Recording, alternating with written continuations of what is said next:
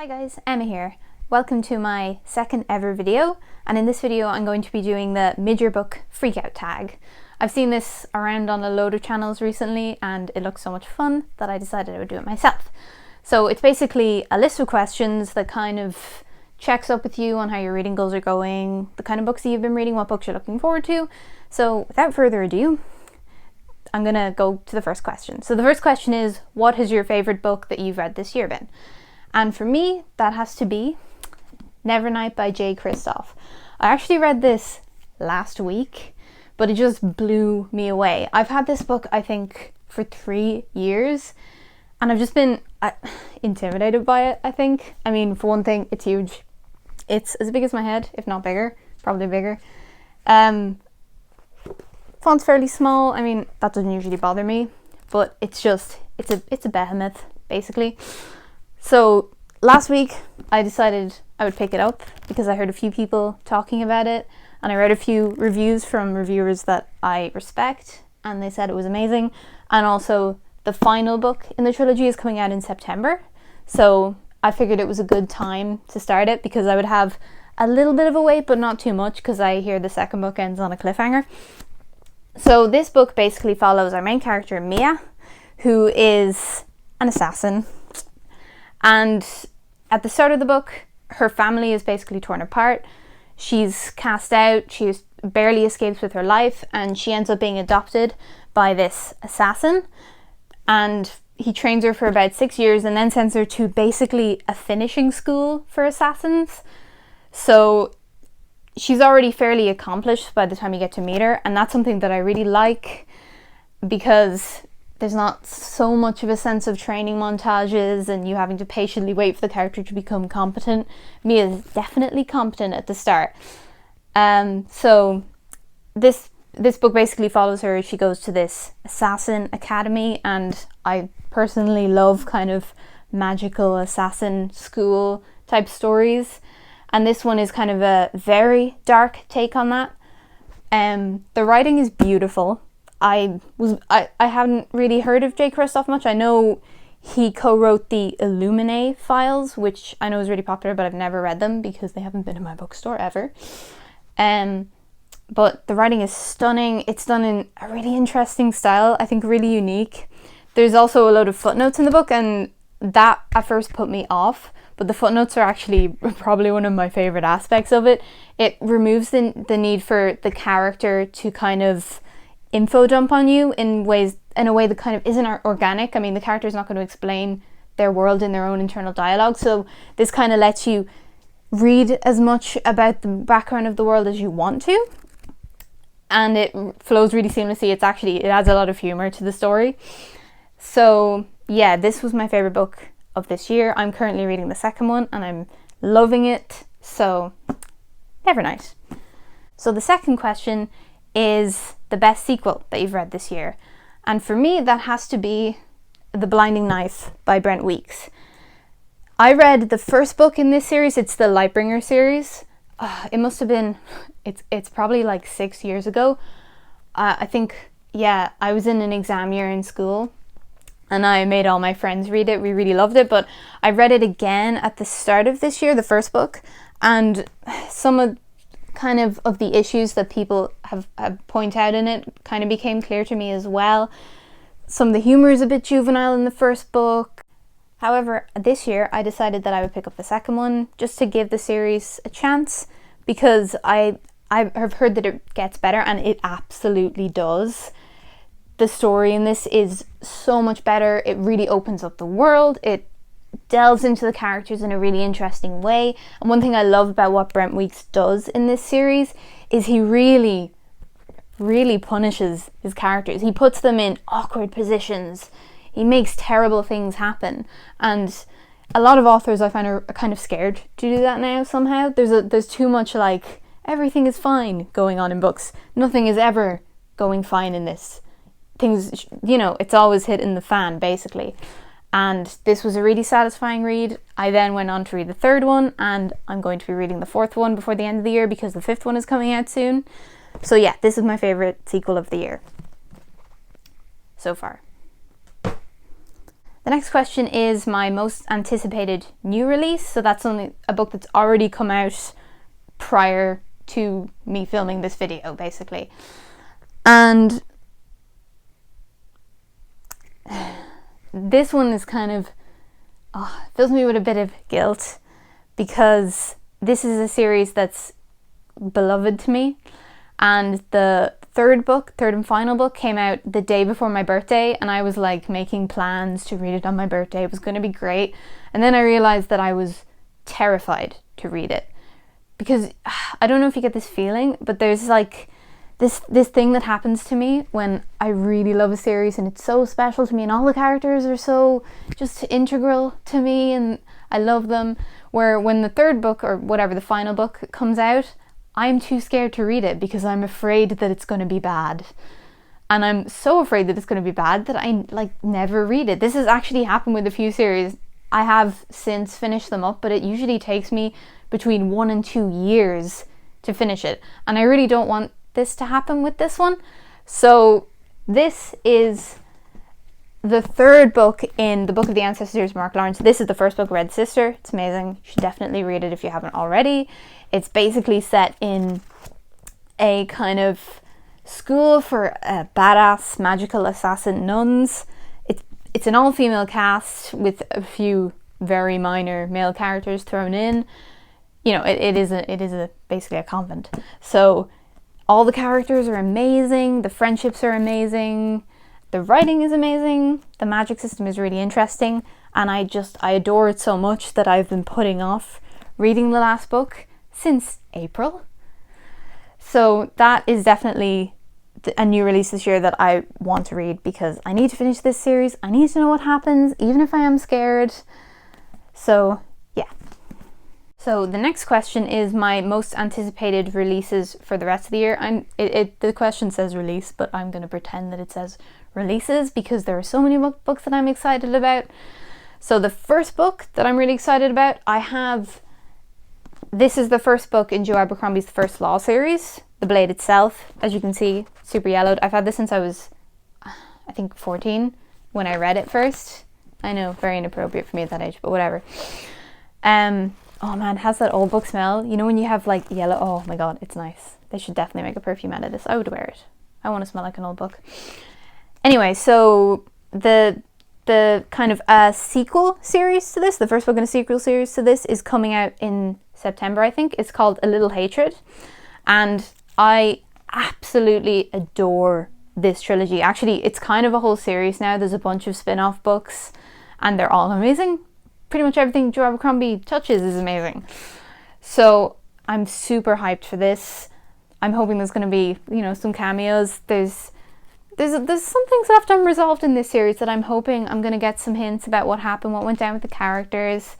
This is a grimdark series, and in my opinion, it's like the best grimdark series out there, because it's not so dark that you feel like just down reading it or kind of disillusioned reading it. The characters are so dynamic.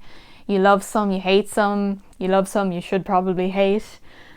And Joe Abercrombie has an excellent track record with me, so I'm really hyped for his new book, which is coming out in September.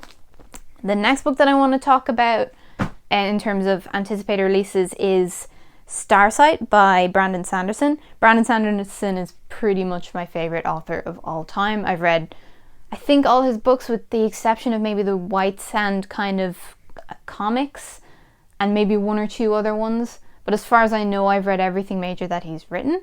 And Starsight is the sequel to his new-ish YA series, which starts with Skyward. I loved Skyward so much. So much fun. You should pick it up if you like spaceships, if you like badass female characters, spaceship pilot battles, and awesome squads, awesome characters. It's a great book. So Starsight is coming out, I think, November 26th. And I can't believe I know the exact date, but I know the exact date because I'm so excited about it and I really want to know what happens. Brandon Sanderson, as usual, has this whole amazing, intricate plot planned out. He's been feeding little tidbits, and he just kind of opens up the world amazingly at the end and makes you go, what? I need to know what happens. So I need to know what happens. So that's my second most anticipated release for the rest of the year. So the next question is the most disappointing book that you've read this year. And this one's kind of an odd one. I actually haven't read that many books that have really, really disappointed me. I feel like I've been very strategic in the books that I've picked up. I've done quite a bit of research into them before I picked them up, because I'm at that stage in my life where, you know, I'm feeling age on my shoulders and I don't want to waste my time with bad books. But this book, I read it, I think I finished it 2 days ago. It's The Invisible Library by Genevieve Cogman. And like, it was a good book. I think I gave it 3 stars. It's a good book. It's not by any means bad, but I have had it for, I think, 2 years, and I've been putting off reading it for ages. But I was hearing that it was amazing, and it's now quite a long series, and people are raving about it. J.K. Nemison has like a little sort of review on the back saying she absolutely loved it, and I trust J.K. Nemison with my life, basically. So when I saw that, I was like, right, I'm reading it this week. And I enjoyed it, but I found that I didn't really connect with a lot of the characters. It fell a bit flat for me. I wanted to know what happened, but not that much, you know? I could have probably put it down and not felt like a big loss in my life. But I did finish it. It was good. I mean, it has a lot of aspects that are really interesting, and, you know, but it's not bad. I mean, I think it's not really to my taste or something. Or else I wasn't in the right mood. But I don't know, it kind of disappointed me because I was expecting it to be like a 4 or 5 star read, and it really wasn't. It was just kind of, okay, yeah, that was fun. Not too deep, but yeah. So this was my biggest disappointment so far this year. And I think it's saying something that my biggest disappointment was still a 3 star. Okay, so the next question is the biggest surprise of the year so far. And that is actually going to go to a sci-fi novella that I read. I spotted a review for it online and I thought, that looks pretty interesting.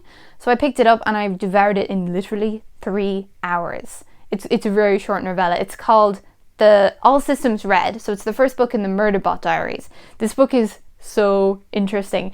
It's basically this sort of bodyguard robot who accompanies, it kind of is rented by big corporations to kind of prospecting sort of projects that go on to like uncharted planets to look for, you know, possible mining things, or to just explore the local fauna, or, you know, whatever, for research or whatever. So this Murderbot is with this group of humans, and she has actually hacked into her own AI and removed all the kind of safeguards that stop all the Murderbots from murdering everybody, because that's what they're for. And she's removed that, but she doesn't have any particular desire to, you know, mass murder or anything. She just kind of wants to chill, watch TV, do as little work as possible, like the rest of us, pretty much. But soon, shady stuff starts going on this planet, and her humans are put in danger, and she kind of comes to realize that she does actually care about these humans. It's a really fast-paced novel, really fun to read, great sci-fi, and I really want to pick up the second one, but it's like, I don't know, it's like 150 pages and it's still pretty expensive on Kindle. So as soon as I see the price drop, I'm definitely going to be picking up the second one. But that was my biggest surprise of the year, because I wasn't really expecting much from it, just a short novella. But it was really, really good. I think I gave it 5 stars, if not like 4.5. But yeah, check it out. Okay, the next question is my favorite new author, and that has to go to Margot Rogerson, so the author of An Enchantment of Ravens and Sorcery of Thorns. I recently did a spoiler-free review of Sorcery of Thorns, so you can check that out if you want to. And after I read Sorcery of Thorns, I picked up An Enchantment of Ravens, and I love this author. I love everything she does. She's a beautiful, beautiful voice, great stories, great characters, and I'm definitely going to be picking up anything she comes out with in the future, because she's a real talent. So the next question is newest fictional crush, and I think I have two characters for this. They're pretty similar characters. I think I have a type, but they are the main character, Mia from Nevernight, and one of the main characters who's introduced in the second book in the Lightbringer series, Tia. I don't really know. I think it's Taya. I say Taya in my head. And these two characters are kind of your kind of thief-ish archetype. Not really. I mean, Mia's an assassin, but you know that kind of character, like Vin from Mistborn. They're kind of unassuming, people underestimate them, but they're actually badass, have super awesome skills. Both of them are kind of sort of assassin characters. I mean, Taya, she's in this kind of mercenary bodyguard group called the Blackguard, so she is like, she can kill a man with her little finger, that sort of thing.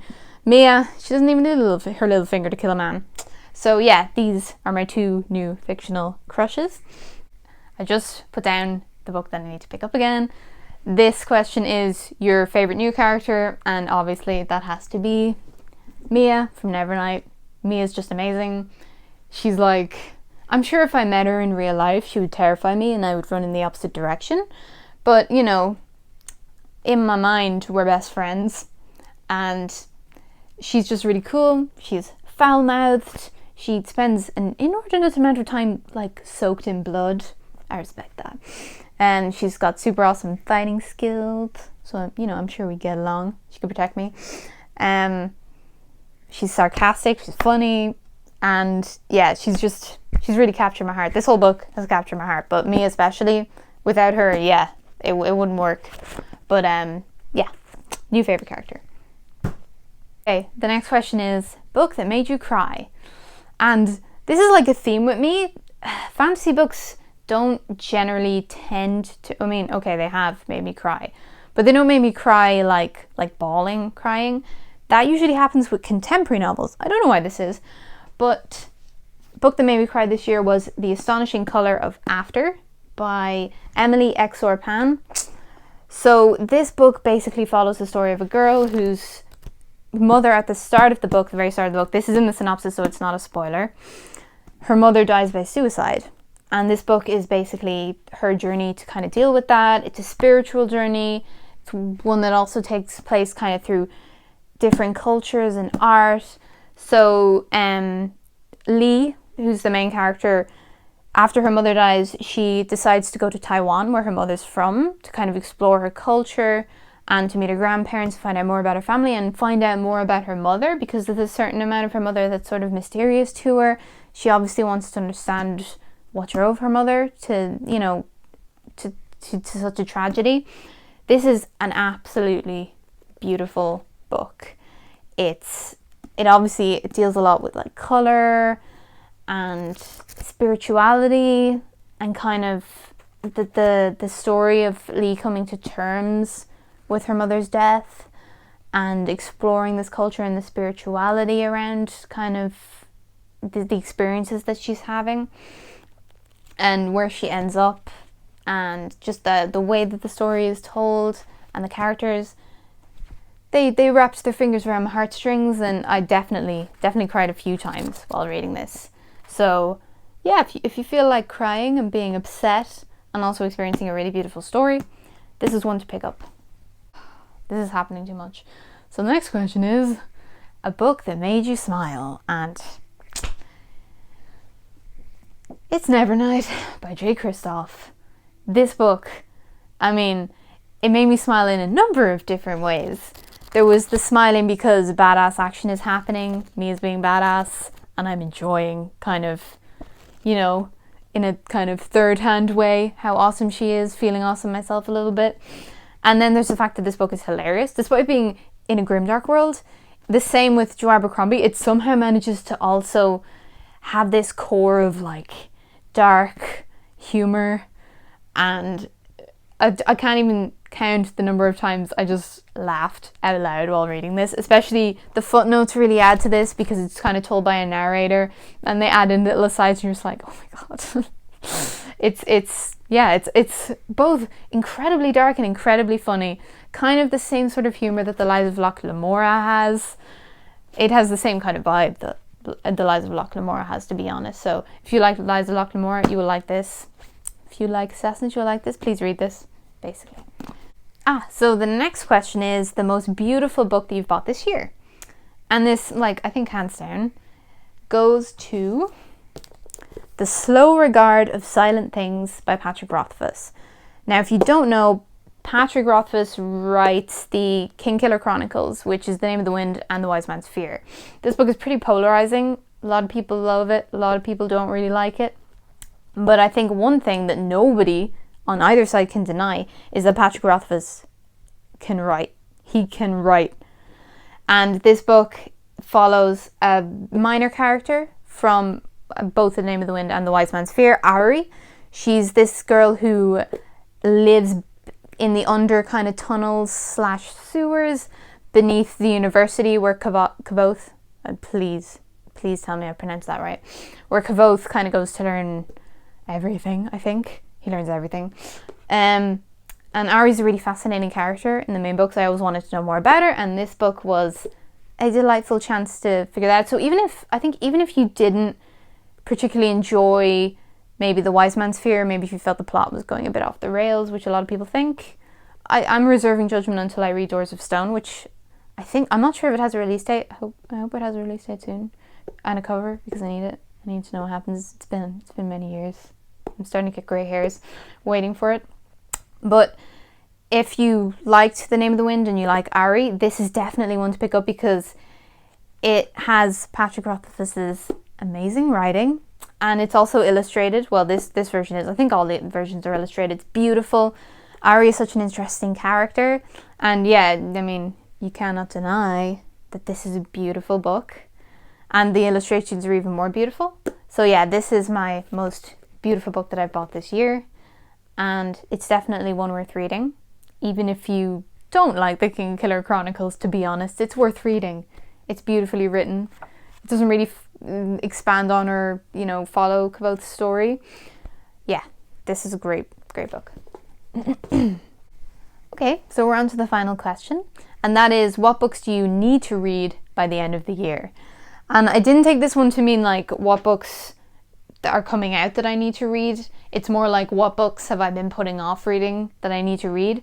And I'm going to reiterate a book that I mentioned earlier, which is the third book in the book of the Ancestors series. This is the first book.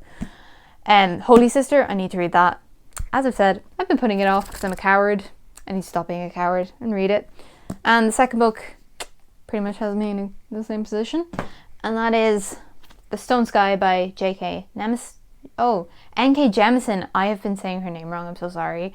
N.K. Jemisin. That's the way to say it. I've read the first 2 books in this trilogy. This is an astoundingly good series. I don't even have words for how good this series is. It just pretty much knocks everything else out of the park. I think all of these books have won the Hugo and the Nebula. Hugo or Nebula. One has definitely won both, and there's a reason for that. They're top notch. They're like nothing you have ever read. The writing's beautiful and really interesting, and I love how N.K. Jemisin, I said it right, experiments with writing styles and narrative styles, and I love how all the characters in this book are pretty much people of colour. That is something I could do with reading more of.